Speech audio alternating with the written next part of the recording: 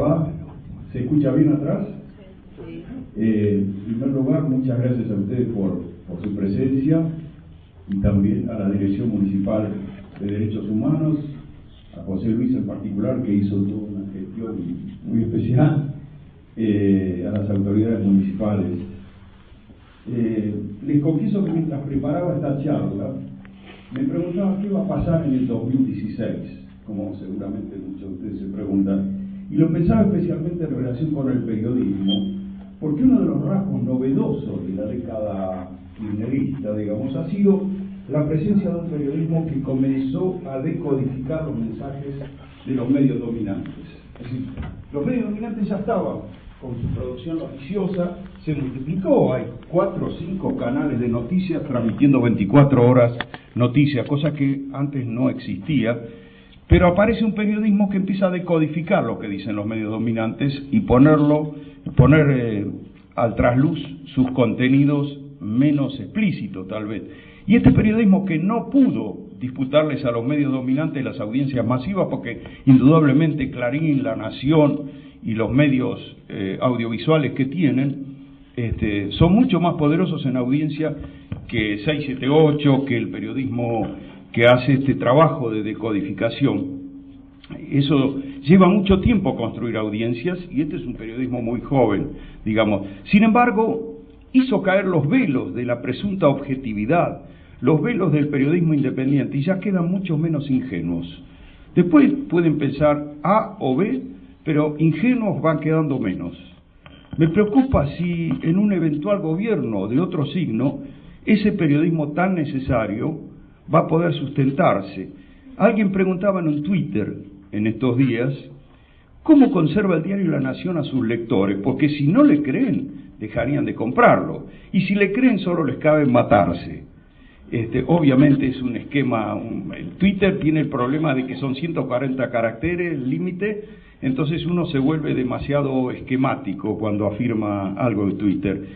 Yo creo que es distinto. Por una parte hay una profesionalidad de los medios dominantes, hay un saber hacer del oficio, son medios templados en décadas de construir un discurso periodístico, estrategias de la información, entonces tienen una profesionalidad y la gente aprecia eso.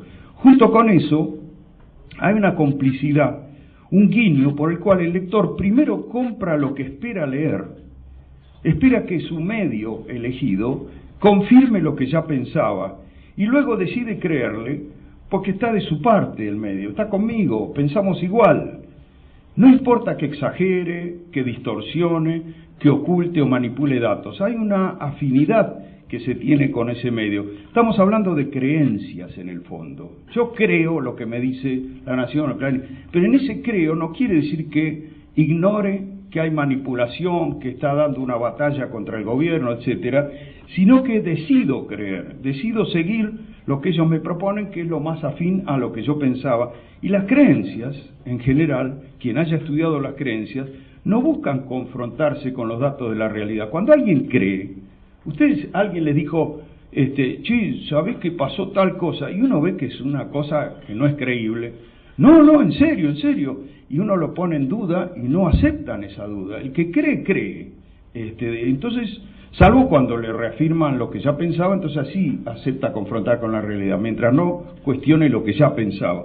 Yo quiero empezar poniendo en foco las formas en que se excluye desde el periodismo. Quiero hablar de las estrategias del periodismo que terminan por provocar exclusión. Vamos a hacer un pequeño trabajo de detective para ver las operaciones que se ponen en juego y que producen exclusión. Voy a partir de algunas ideas expuestas por un colega inglés acerca de las noticias. Este colega escribió un texto que se llama Las noticias hacen daño. Escuchen esta historia que se llama Ralph Dobelli, escribe en el The Guardian, un muy buen diario británico. Un coche avanza cruzando un puente, pero el puente se derrumba. ¿Cómo informan los diarios y los noticiosos? ¿En qué ponen el foco? En el coche, en la persona que viajaba en el coche, de dónde venía, hacia dónde se dirigía, cómo le fue en el accidente, si sobrevivió o no. Quien nos cuenta este ejemplo dice, eso es irrelevante. ¿Y entonces qué es lo relevante? La estabilidad estructural del puente. Ese es el problema profundo, la amenaza que podría estar acechando a otros puentes y costando nuevas vidas. Ese es lo relevante. Pero sucede que el auto es lo llamativo, es lo que tiene impacto, lo dramático, la persona, algo no abstracto. Y además es la noticia que resulta barata de producir. Es más barato que hacer toda una investigación sobre la estabilidad de los puentes que hay en la ciudad. En otras palabras, consumimos como noticias lo que no es importante. Las noticias nos llevan de las narices por la vida con una hoja de ruta completamente equivocada, dice este hombre. Y así el terrorismo, por ejemplo, está sobrevaluado como noticia, pero la pobreza está subvaluada como noticia. El histórico colapso de Lehman Brothers en Estados Unidos está sobrevaluado, pero la irresponsabilidad, la evasión y los delitos fiscales están subvaluados, no aparecen mucho.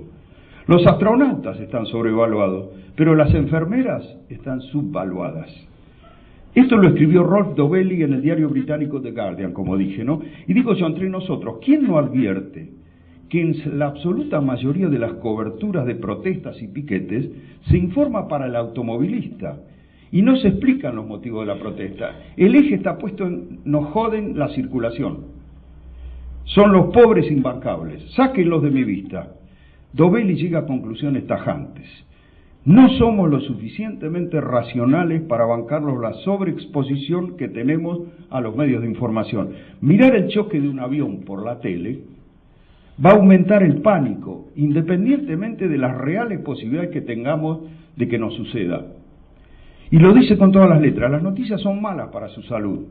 Nos instalan en el temor y la agresión y bloquean nuestra creatividad y habilidad para pensar en forma profunda. Su solución, deje de consumir noticias, dice este hombre.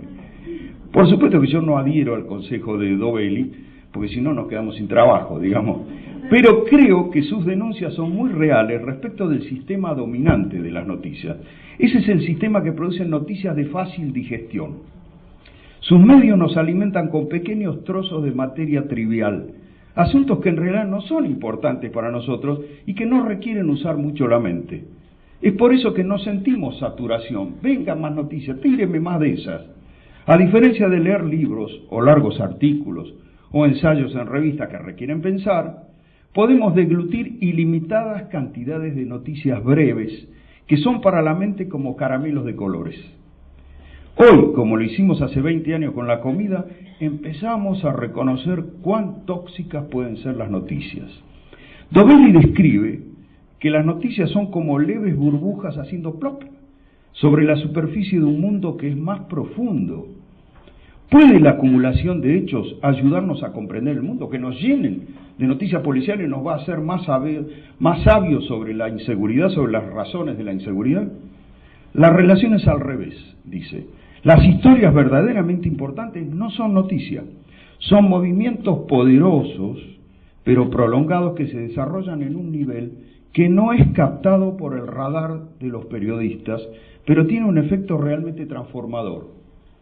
Cuanto más sucesos aparentes usted digiera, menos captará la gran película, dice Dobelli. Fíjense, si estar más informado llevara a tener más éxito económico, nosotros los periodistas tendríamos que estar en el tope de la pirámide, y no ocurre eso. Asumo que me interesa mucho más el señalamiento de las estrategias para informar que el problema del exceso de noticias como si fuera gordura, ¿no? Hace mucho que venía pensando cómo una determinada manera de informar sirve para esconder la realidad.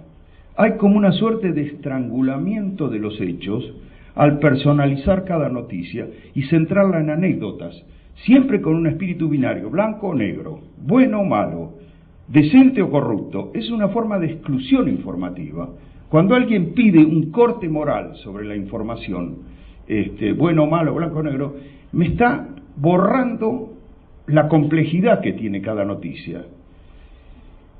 La complejidad es enemiga de ese periodismo. Veamos, por ejemplo, el periodismo político. La mayor parte está centrado en lo episódico, en los personajes.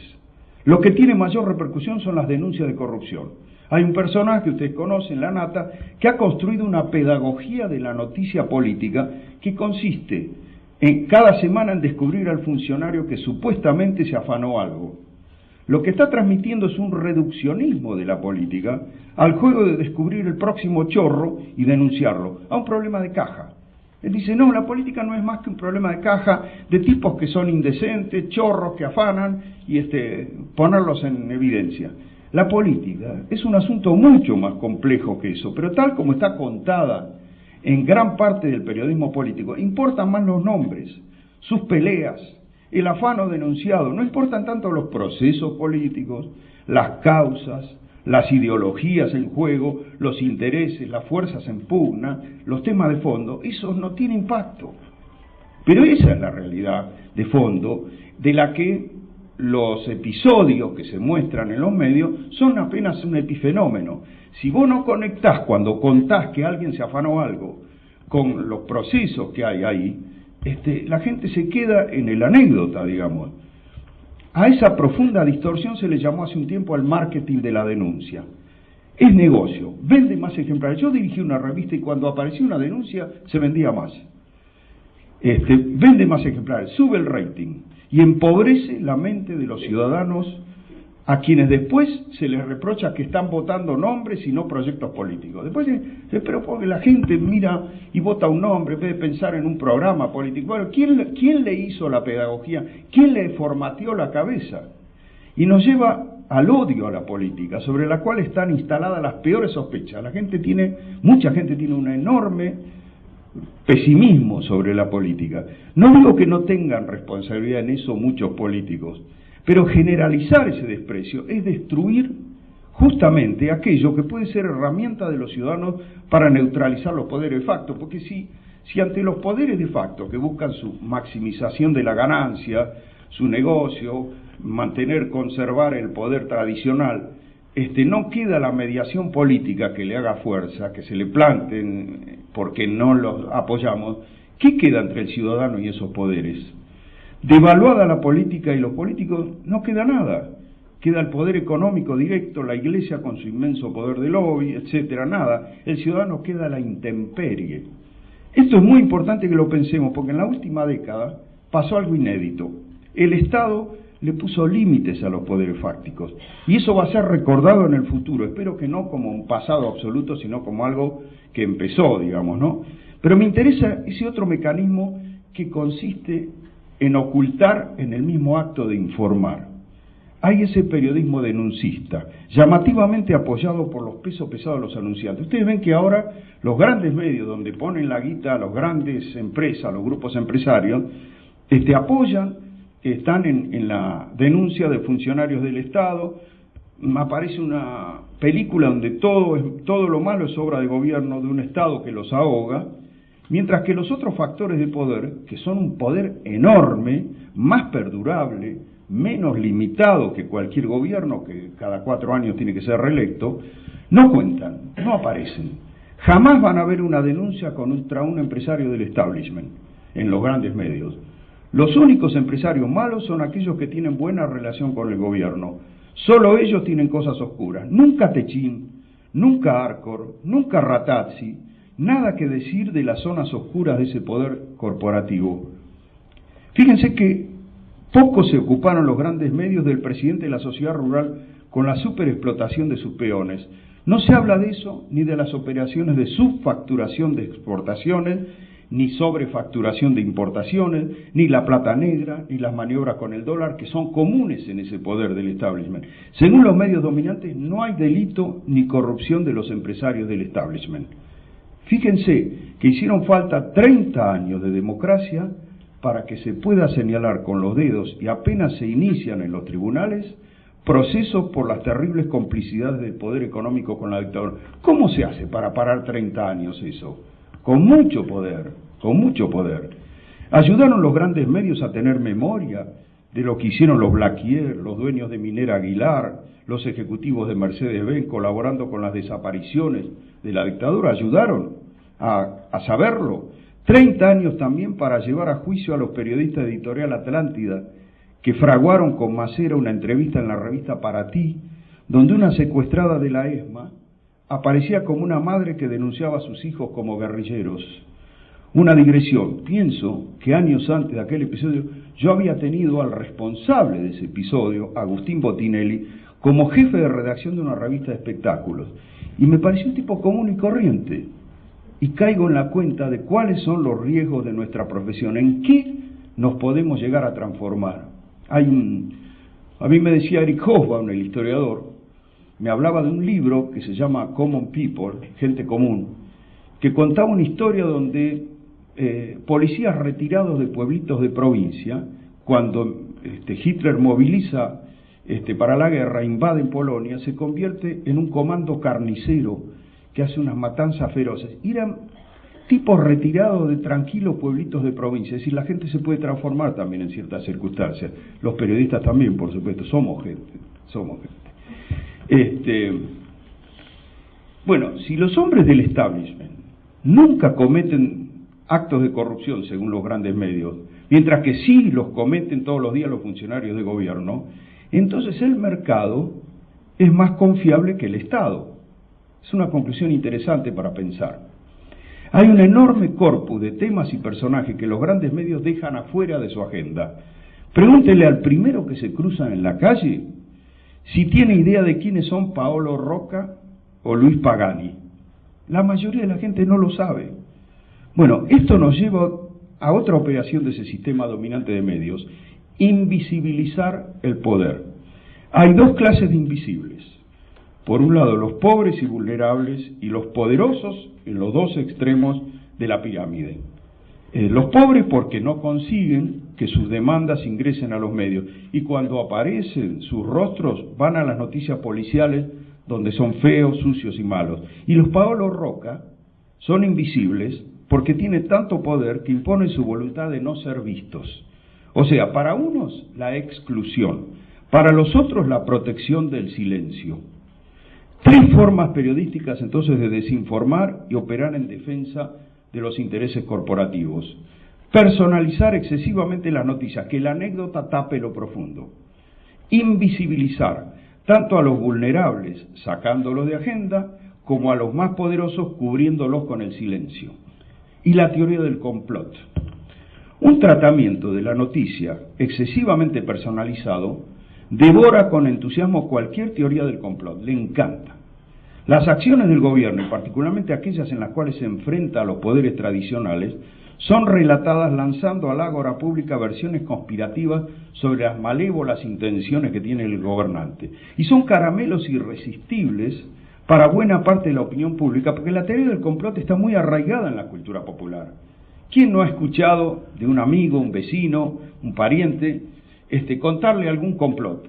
Le encanta a la gente el complot y se consume rápidamente. Eso sí, cuando la denuncia del complot la formula el gobierno en contra de los poderes fácticos, entonces para los grandes medios sería un delirio y una forma de tapar los problemas. El ejemplo más cercano es cómo trataron Clarín y La Nación las denuncias de Kicillof y de la presidenta sobre operaciones de buitres y del gobierno norteamericano. Para ellos, un delirio. Y quizá la operación más insistente de exclusión informativa es la que se da especialmente con víctimas de femicidio. El ejemplo más a mano, cómo se informó de la desaparición y muerte de Melina, la adolescente sobre quien se lanzaron acusaciones como si la culpa de ese drama la hubiera tenido la víctima. Y ya se hizo antes con Candela, se hizo con Ángeles Rawson y con otras mujeres trágicamente muertas. Y me atrevo a decir que a veces esta forma de exclusión se aplica incluso con mujeres de las clases acomodadas. Me viene ahora a la mente cómo trataron la noticia del crimen de Nora Dalmazo, en Córdoba, culpando a la víctima también de su moral sexual. Y llama la atención cómo se cruzan cuestiones de género, paradójicamente en una sociedad que dio pasos tan avanzados en el mundo como la ley de matrimonio igualitario. Obviamente el ataque llega hasta la propia presidenta, a quien asesinan cada día desde los grupos mediáticos. Y ahora voy a mencionar otra de las operaciones distorsivas de los medios que se relaciona con lo que ese gran intelectual, que es el norteamericano Noam Chomsky, llama el botón del pánico. Lo entrevisté 2 días para un libro de la colección de Le Monde Diplomatique que se llama Bush y los años del miedo. Esto era meses antes de la invasión norteamericana al Irak, 2003. Apenas habían pasado 2 años del atentado a las Torres Gemelas. Y Estados Unidos se preparaba, como digo, para invadir Irak. Chomsky me decía que en los Estados Unidos, desde hacía mucho tiempo, se gobierna apretando el botón de pánico, o sea, asustando a la sociedad para poder manipularla. Él señalaba que hay una tradición republicana en materia de apretar el botón del pánico desde hace mucho tiempo, aunque creo que hoy lo proyecta también a gobiernos demócratas y al propio Obama. Basta observar el terror que producen las imágenes de los decapitadores del Estado Islámico, en contraste con la exclusión de las imágenes de los pueblos que Estados Unidos está bombardeando sistemáticamente. O sea, árabes crueles contra norteamericanos o europeos indefensos, pero nunca la imagen de las víctimas, de cientos de miles de víctimas de los bombardeos, nunca las van a ver. Cómo quedan destrozados por esos bombardeos. Se ve al periodista y a su decapitador, para que se aumente el temor, el terror y el odio a esa amenaza. Podemos proyectar la idea de Chomsky a la Argentina, en donde nos acostumbramos a la operación cotidiana de los medios de obsesionarnos con la inseguridad. Y ustedes saben que eso sucede de la mañana a la noche, porque esos canales informativos en particular, además de los noticieros de la televisión de aire, están las 24 horas proveyendo la cosa de la inseguridad. Y probablemente sepan que Argentina, siendo uno de los países de América Latina con menor tasa de homicidios, es de los más bajos, está más obsesionada con el tema que el resto de los países que tienen tasas más altas de homicidios. Recuerdo que el chiste de los propios colegas del informativo Radio Mitre, donde trabajé varios años con Castelo, con Barragán, Gillespie y otros colegas, el chiste que hacían los mismos periodistas del informativo de Mitre era: Mitre alarma primero. Y esa radio todavía no había ingresado en la guerra contra el gobierno, era antes. Por supuesto que el botón del pánico no se aprieta solo en temas policiales. Vean como un ejemplo contundente la tapa de Clarín del sábado pasado. ¿Qué dice esa tapa? El gran titular: advierten que el 40% de la población está al borde de la pobreza. Y en la bajada del título catástrofe, aclaran que es un documento del Banco Mundial que reconoce que solo hay un 11% de pobres, pero que podría, etcétera, etcétera. O sea, del 11% saltaría al 40%, así, mágicamente. Increíble. Eso está en la tapa de Clarín del sábado pasado, el botón del pánico. Caradurismo puro, porque 11% es una tasa muy baja para un país que estuvo en el 56% en el 2002. Había un 56,4% de pobres. Y cuando se lee el texto de esa nota, a ver si el texto contiene lo que dice el título, van a ver que una operación es decir algo en el título que después el texto no lo sostiene, no está fundado en lo que dice el texto. Cuando se lee el texto de esa nota, se encuentra el truco. Esa catástrofe podría ocurrir si no se arregla con los holdouts, es decir, los buitres. Si ustedes quieren asustar en serio a la clase media, no la amenacen con la inseguridad, que sí, que molesta, que preocupa, porque además existe una porción. Para asustarla en serio, háganle sentir el peligro de que se vuelvan pobres. Ahí sí que asusta en serio. Bueno, hasta aquí llegamos. No tengo recetas especiales para combatir a ese periodismo excluyente, que no pasen por mostrar desde los medios donde trabajo esas distorsiones informativas, por ejercer un periodismo inclusivo y apoyar todas las manifestaciones que van en esa dirección. Y sí, un consejo permanente: estén alertas sobre las operaciones, agucen el olfato. El recordado colega, el gordo Oscar Cardoso, decía que un periodista tiene que abordar cualquier información con la sospecha informada, es decir, estar bien informado previamente y tomar con pinzas lo que lee y lo que escucha. Creo que también vale para los ciudadanos. Muchas gracias.